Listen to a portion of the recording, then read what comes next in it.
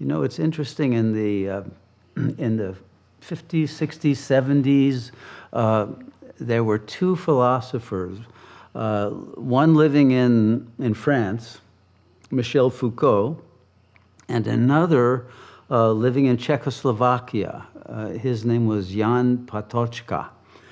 And not many people know about Patočka's writings, and I don't think because it was wasn't the Czech Republic. Czechoslovakia was behind the Iron Curtain at that time, and it was it was in a very stringent police state condition in which the thought of the West was not allowed to be published in that country. And it was the Soviet secret police had a very powerful, oppressive presence throughout the society. And he was one of those dissident philosophers who led a movement of social liberation from this oppression. And but he was a very serious philosopher, and he wrote a number of books focusing on a history, or even what both he and Foucault called an archaeology of the development of consciousness from the time of ancient Greece to the present. They focused on the West only, not on the East. And both of them came up with parallel ideas. I don't think either of them knew of each other's writings, but they came up with this powerful understanding that the ancient Greek philosophy that was let's say the leading principle that organized culture, that organized the meaning of life. What is the purpose of life for someone who is brought up in one of in Athens, let's say, in one of the Greek city-states? And what was the main focus of education? And it was the care of the soul.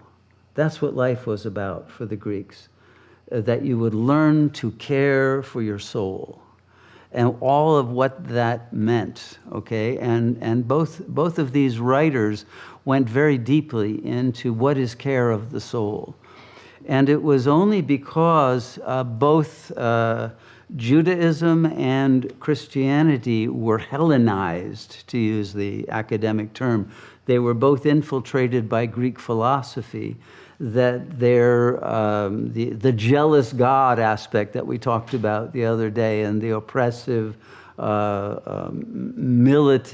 militarization of the religious orders was softened by the Greek idea that to care for the soul is to develop our capacity for divine love, and to use the wisdom of the heart to overcome aggression and paranoia and greed and attachment, and to be able to live in accord with the Ten Commandments, et cetera, et cetera. So, and the same happened to Islam. So that by the time of the Middle Ages, if you were to read the leading philosophers of any of those three religions, whether you read Maimonides, for example, or Aquinas, or Avicenna, you wouldn't be able to tell them apart. They were all speaking about the care of the soul, and that this was the main activity of a religious life.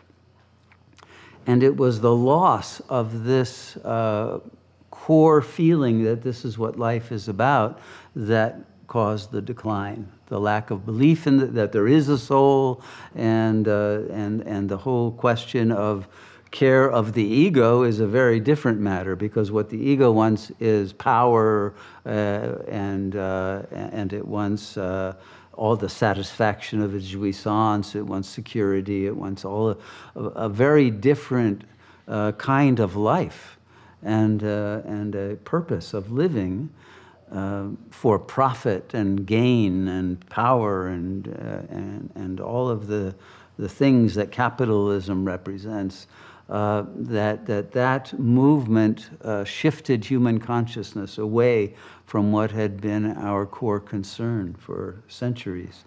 And both of them came to this same conclusion, and their books are extraordinarily synchronicitously parallel.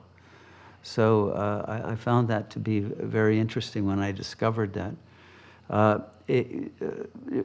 Patočka was ultimately, he led a movement for liberation in Czechoslovakia, which led to the Prague Spring that brought Václav Havel into power, and there was this temporary time when it was a very beautiful renaissance. It didn't last very long, but it was a beautiful period not that long ago, and I'm sure some of you remember. And he was responsible largely for that. He died after a very torturous interrogation by the secret police, and so they eliminated him. But his work continued to have a very powerful effect, and it inspired the Czechs to rise up and free themselves from that oppressive yoke. So the power of love, even in the modern day, when it's expressed with wisdom, with reason, with understanding, still has the capacity to inspire and to, let's say, influence the morphogenic field of a whole nation and even of a world. So it's something that we must never be cynical about, the power of love to bring about transformation in world conditions. The problem is there's a love shortage in the world, and because the ego is anti-love, it has joined the enemy, and it has lost.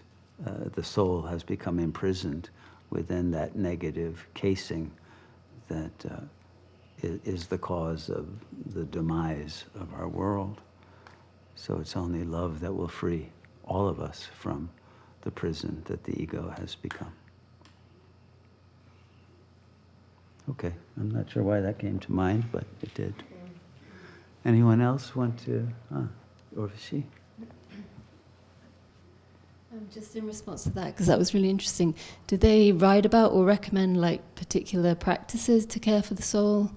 Oh yes. Well, Foucault wrote a lot about what the Greeks and the Romans practices were. And so yes, there's a lot of that. But of course meditation is one of the main practices. But also karma yoga, and treating the other lovingly, and a lot of it is resonant with 12-step programs of making amends if there are, schisms with other people, and creating a life in which that energy field of love creates a mutual appreciation community, right? So the whole idea of love is that it wants to be shared, and it's only the power of love that can create a community. You can't do it with any other organizational principle.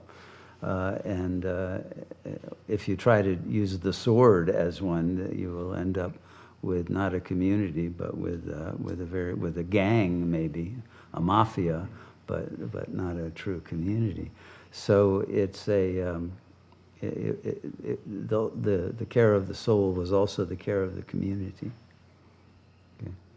Thank you. And one more question. That's really helpful. But you can read the books, by the way, of Foucault and of Patočka. Two of his books that are very important. One is called Plato and Europe, and the other is called Heretical Essays, that go into those subjects very deeply.